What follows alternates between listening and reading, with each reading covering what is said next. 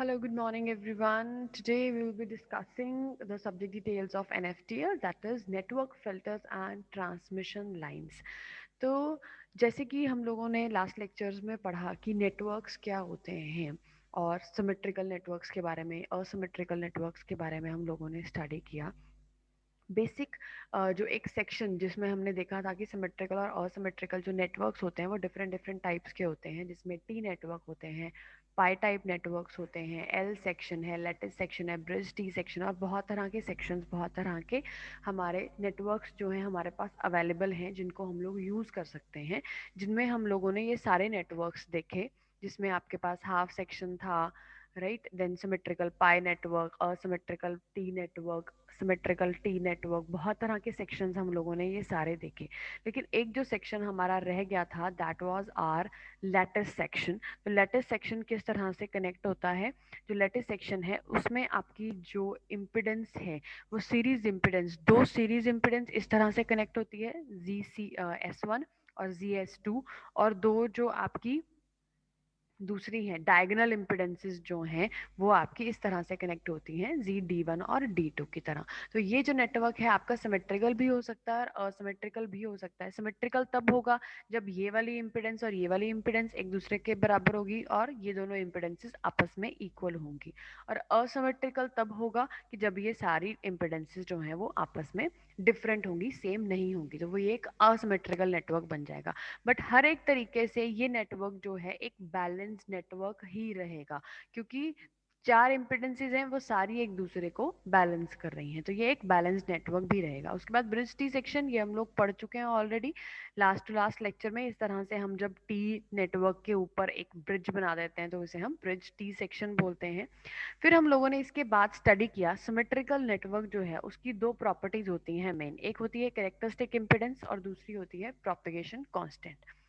Characteristic impedance हम लोग already इसको बहुत ज़्यादा डिटेल में इसकी डेरिवेशन के साथ इसको हम कैलकुलेट कैसे करते हैं, जी नॉट से इसे रिप्रेजेंट करते हैं, कैसे इसे कैलकुलेट करते हैं, ये हम लोग पढ़ चुके हैं। इस लेक्चर में मैं आप लोगों को बेसिक बताऊंगी कि एक्चुअली कैरेक्टरिस्टिक इम्पिडेंस होती क्या है।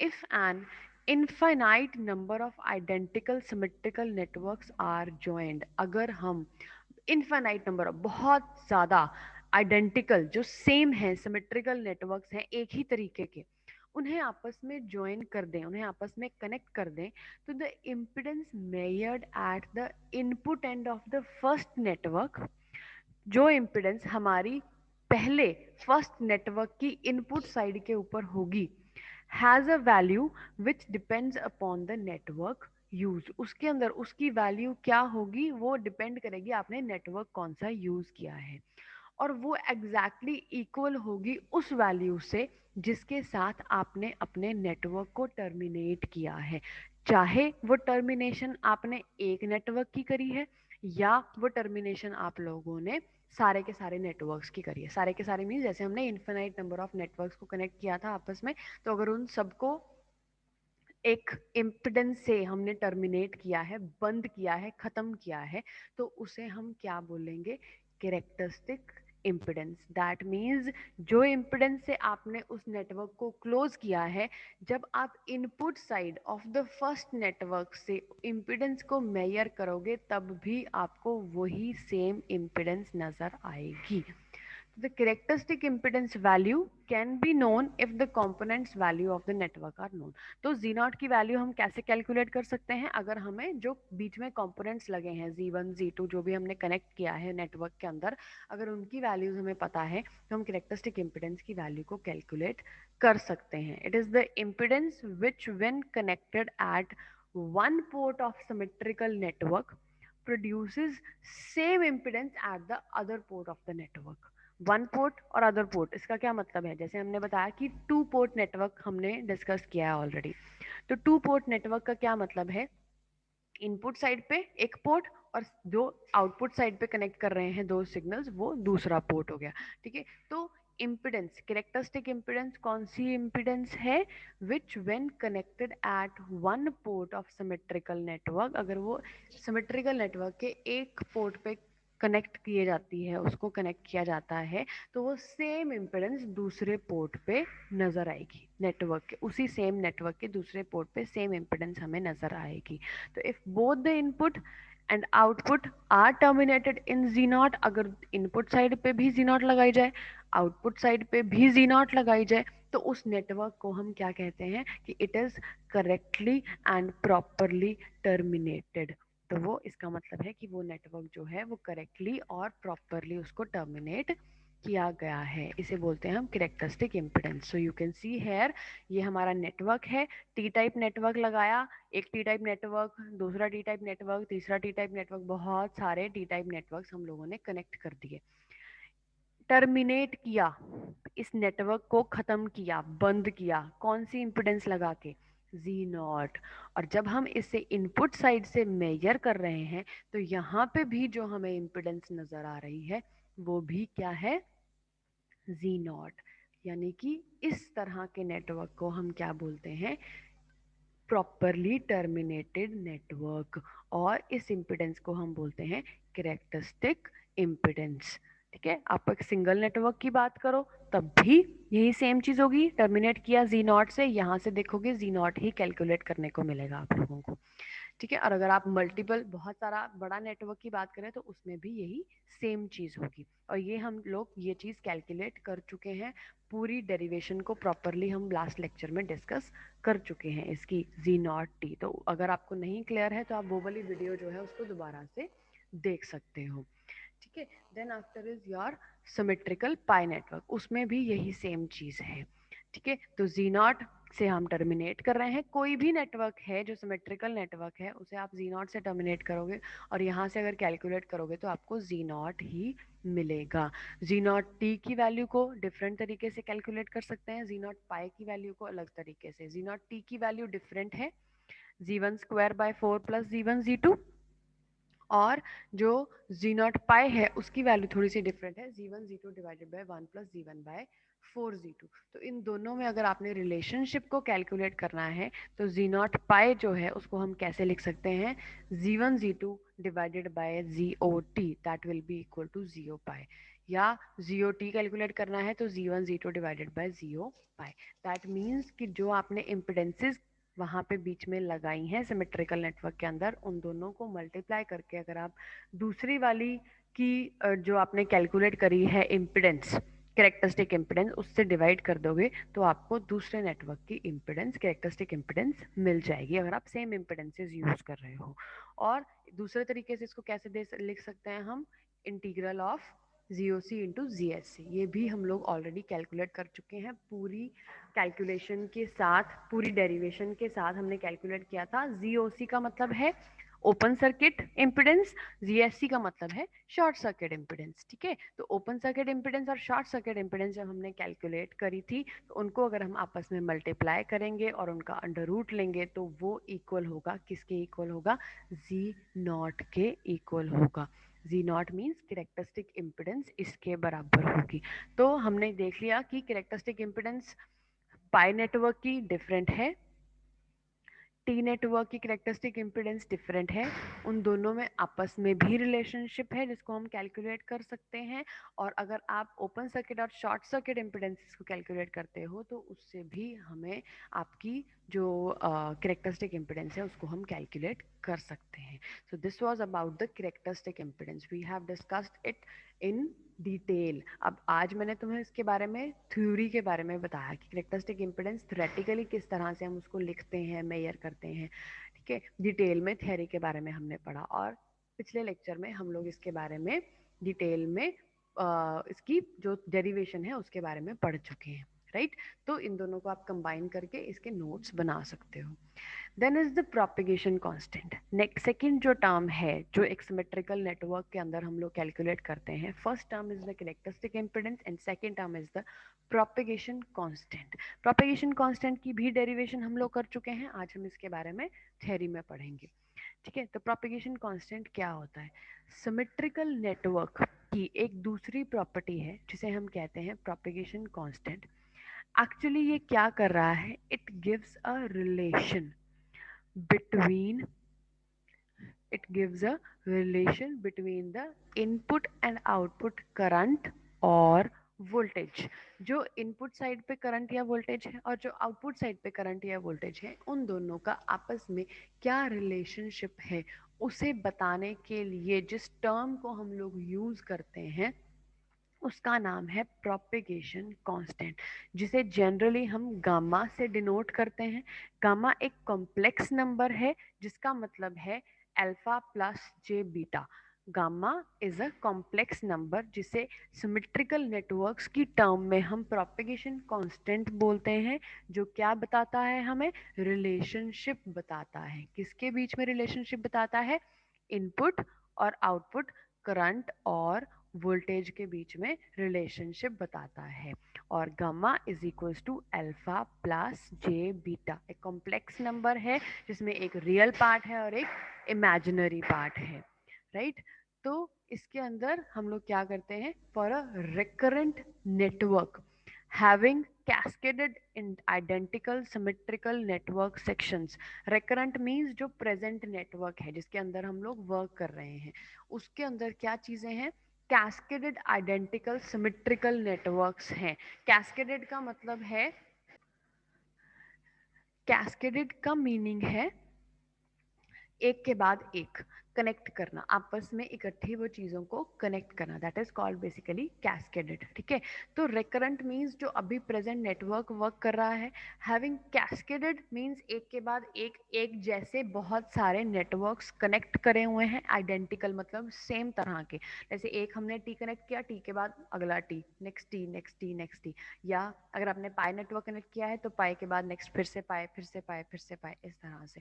तो for a recurrent network having cascaded identical symmetrical network sections, हम जो अगर propagation constant को हमने कैलकुलेट करना हो तो वो किसके बराबर होता है? IS divided by I1। IS मतलब जो आपने सोर्स से करंट प्रोवाइड किया है, डिवाइडेड बाय I1 जो आपकी आउटपुट आई है, ठीक है, उस नेटवर्क की। That will be equal to I1 by I2 equal to I2 by I3 so on. मतलब ये सारी चीजें आपस में इक्वल होंगी and that will be equal to the exponential of gamma, यानी कि एक्सपोनेंशियल ऑफ प्रोपेगेशन कांस्टेंट। तो इस तरह से हम इसको रिप्रेजेंट कर सकते हैं। तो आप यहाँ पे देखिए कि अगर हम सिमेट्रिकल नेटवर्क की बात करें तो इनपुट साइड पे हमें क्या मिल रहा है? इनपुट हमने जी नॉट लगाया है, यहाँ पे हमने क्या लगाया है? Vs, यानी कि जो इनपुट वोल्टेज होगी वो लगाई है। यहाँ से Is करंट फ्लो कर रहा है और यहाँ से IR करंट फ्लो कर रहा है। और Z not is the propagation sorry characteristic impedance जिससे हमने इस नेटवर्क को टर्मिनेट किया है। ठीक है, तो अब रिलेशनशिप क्या है हमारे इनपुट करंट का और आउटपुट करंट का, या इनपुट वोल्टेज और output voltage of this network का? उसे हम रिप्रेजेंट करते हैं किसके साथ? प्रोपेगेशन कांस्टेंट के साथ। और वो रिलेशनशिप कैसे होगा? IS यानी कि जो सोर्स करंट है फर्स्ट वाला, डिवाइडेड बाय I1 यानी कि जो पहले नेटवर्क की आउटपुट करंट होगा, वो किसके बराबर होगा? I1 by I2। वो किसके बराबर होगा? I2 बाय I3, यानी कि वो सारे आपस में इक्वल होंगे और उसे हम बोलते हैं एक्सपोनेंशियल ऑफ गामा। यानी कि प्रोपेगेशन कांस्टेंट का एक्सपोनेंशियल हम इस तरीके से रिप्रेजेंट करते हैं। तो अगर हम n सेक्शंस की बात कर रहे हैं, n नंबर ऑफ सेक्शंस की बात कर रहे हैं, तो द करंट रेशियो जो है वो क्या बन जाएगी? IS by IR is equals to E raise to the power n gamma. यानी कि अगर हम टोटल सारे n सेक्शंस की बात करें तो उसमें जो फर्स्ट वाला है करंट वो IS है, जो लास्ट वाला करंट है वो IR है, और n नंबर ऑफ हमारे पास अगर बीच में नेटवर्क्स हैं तो वो जो टर्म है वो इक्वल किसके हो जाएगी? E raise to the power n gamma, right? और गामा हमें पता है क्या है? अल्फा प्लस जे बीटा, जिसमें अल्फा है जो अटेनुएशन कांस्टेंट है और जो बीटा है वो फेज शिफ्ट कांस्टेंट है। वो हम आगे डिस्कस करेंगे कि किस तरह से कैलकुलेशन होती है इसकी। तो यहाँ पे ये चीज़ क्या आ गई? अगर हम इसे ओपन करके सॉल्व करने की कोशिश करें तो गामा की वैल्यू क्या आ गई? Alpha plus J beta. तो यहाँ पे अगर गामा की जगह हम alpha plus J beta put करेंगे तो ये कुछ इस तरह से नजर आएगा कि E raise to the power alpha plus E raise to the power J beta. तो अगर बीच में प्लस होता है तो उनको हम आपस में मल्टीप्लाई कर सकते हैं, तो अल्फा इंटू जे बीटा। और अगर हम जे को ओपन करना चाहें तो वो कॉस बीटा प्लस जे साइन बीटा बन जाएगा। अब इनको अगर हम स्क्वायर और अंडर रूट कर दें इसका, तो cos B square, cos square B plus sine square B angle में बन जाएगा हमारे पास टेंजेंट इनवर्स, राइट? जो टेंजेंट इनवर्स है वो किसके बराबर होता है? Sine beta over cos beta. तो ये एक एंगल बन गया, एंगल बीटा, इसके साथ मल्टीप्लाई हो गया ई अल्फा, जो कि E raise to the power propagation constant की वैल्यू है। इसके ऊपर आपको ज़्यादा फोकस करने की ज़रूरत नहीं है, ये वाली जो टर्म है, राइट, ये जस्ट आपको बताया गया है इसके अंदर कि आपके करंट की वैल्यू जो है वो किस तरह से कैलकुलेट होनी है। बाकी प्रोपेगेशन कांस्टेंट हम ऑलरेडी डिस्कस कर चुके हैं, लास्ट लेक्चर के अंदर हमने प्रोपेगेशन कांस्टेंट की पूरी डेरिवेशन करी थी, राइट। तो हमने वही वाली पे फोकस करना है, इस चीज़ को जस्ट आपको इन्फॉर्मेशन के लिए बताया गया है, तो इस पर ज़्यादा फोकस करने की ज़रूरत नहीं, अपने सिलेबस का पार्ट नहीं है ये, ठीक है। तो प्रोपेगेशन कांस्टेंट में आ गया अटेन्युएशन कांस्टेंट, जिसको हम अल्फा बोलते हैं, और बीटा जिसको हम बोलते हैं फेज शिफ्ट कांस्टेंट। तो अल्फा क्या कह रहा है, it represents loss of signal energy during propagation. किस चीज को रिप्रेजेंट कर रहा है, लॉस ऑफ सिग्नल एनर्जी।